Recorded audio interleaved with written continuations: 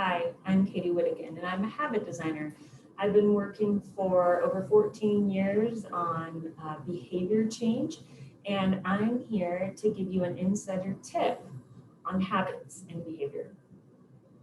So, really foundationally, it's important to remember that there are three main components to a new habit, and that is your level of motivation, your level of ability, and whether or not you have a cue or a trigger to perform the behavior. Now, I will create a video on each one of these, the motivation, the ability, and the cues and triggers, so that you can better understand each of them. But there are two components that often get missed when it comes to habits. And from my positive psychology background, I would say one of those is joy.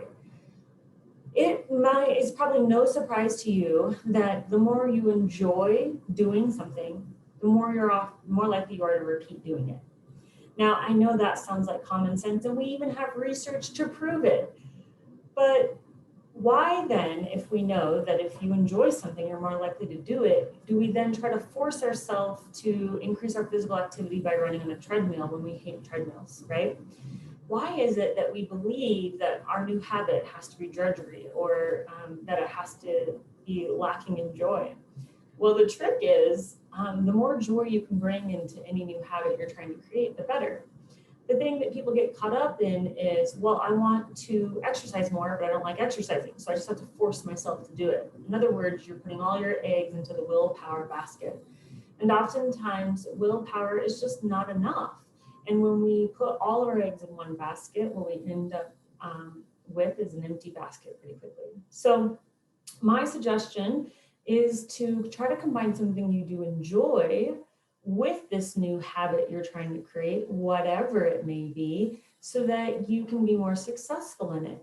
This might require some creative thinking, but I know you can do it. An example of this might be, I want to exercise more, but I hate exercising. Well, what do you like? I like photography. I like talking to my best friend. Great. Then grab a camera and go on a walk outside and take pictures. Or grab earphones, talk to your friend while you're going on a walk. You're taking something you really enjoy and combining it with something you really want to do, like increase your exercise, but you're not feeling a lot of motivation to do it. When you can combine things you enjoy with these new habits that you're trying to create, you're much more likely to repeat them. The next step is ability. The easier you can make it to do the behavior, the more likely you are to keep repeating it. When you keep repeating that behavior, then you're more likely to get that behavior to stick. So in other words, a lot of times people will say, I want to start exercising, so I'm going to start exercising 5 days a week for an hour. Well, if you can do that, that's great. But if you're going from sitting on the couch watching movies and not exercising at all to trying to exercise 5 days a week for an hour, you might be disappointed. So it would behoove you to start with it, making it a little easier on yourself so that your ability to do the behavior is higher. In other words, you might say, okay, I'm going to take something I love, like photography, and I'm going to combine it with exercise, which is something I want to do, like going on a walk. And I'm going to set a goal to do it for 15 minutes, 3 times a week. And if that feels like a reasonable goal, then that's a great place to start. Maybe it's less. I have actually created a behavior once where I was just trying to walk for 5 minutes a day. So the easier you make it, the more likely you are to repeat it, the more likely you are to continue it, then you'll be able to do it more and more for longer periods of time. So increased joy, that is one piece that we don't want to forget.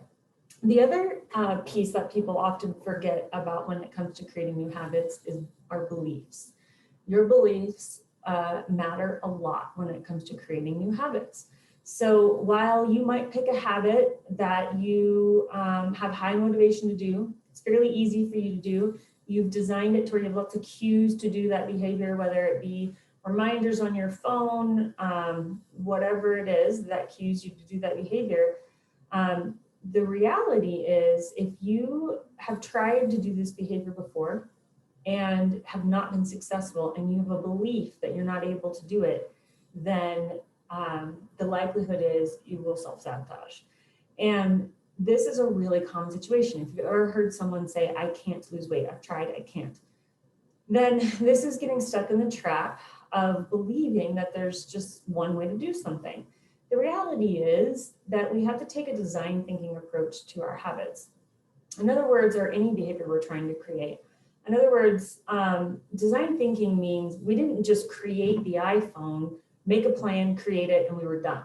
No, we made a plan, we prototyped it, we tested it, we realized what worked, what didn't work. We went back to the drawing board, we improved upon our plans, and we kept going until we had the magnificent iPhone. So same goes for behavior. You don't just try it, it doesn't work, you stop.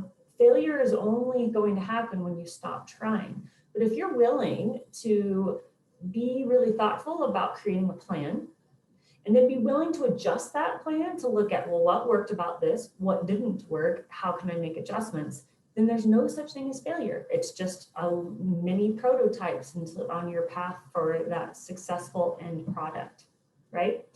So I encourage you, as you're thinking about creating new habits, to not only think about the motivation you have for that habit, your ability to do that habit, and any cues or triggers you have to do that habit, that we want to build in joy, which is a piece that often people forget.